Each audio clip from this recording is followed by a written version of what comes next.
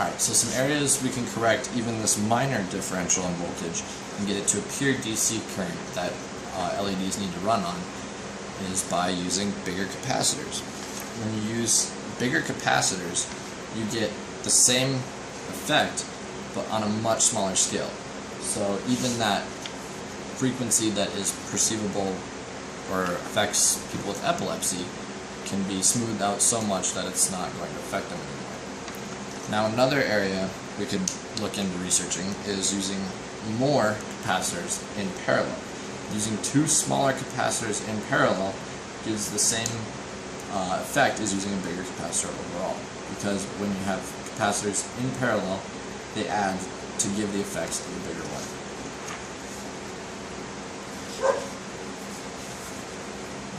The last and most effective way of producing a direct current from an alternating current is by using a capacitor input filter known as a pi filter. Apparently it looks like the Greek letter pi. Essentially what it does is it takes the alternating current coming in and does the effect I just showed with the first capacitor.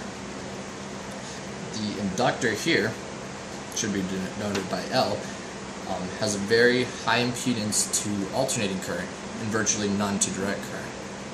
This allows almost direct current to go to the LED, and anything that is not filtered through by the inductor is caught with the same effect as shown by the other capacitor.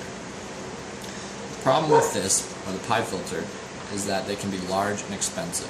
So my area of research will also hope to reduce cost and size in a driver application for LEDs. And basically you're asking me how we'll be able to tell if this is working. Well, the good people at the Illumination Engineering Society have created a few metrics for measuring flicker. The first is called percent flicker. Basically, it takes the maximum light output and the minimum light output of an LED during any given period and uses the equation A minus B over A plus B times 100. It's a very simple percentage comparing maximum and minimum values. If you can bring these maximum and minimum values closer and closer together, you get a value closer and closer to 0. The other index they've created is called flicker index. Basically, it compares the areas of the two integrals. So if you take the maximum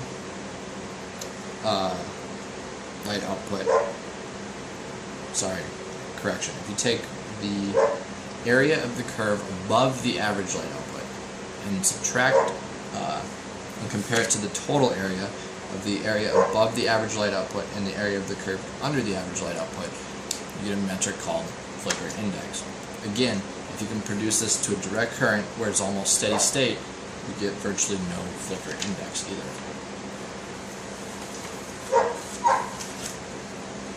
So through my research, I hope to minimize costs of drivers,